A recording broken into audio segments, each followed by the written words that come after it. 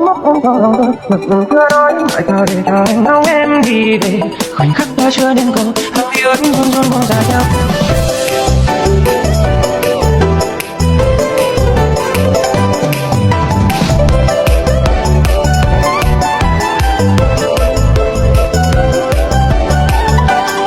Xe đã cách tôi vẫn chưa quen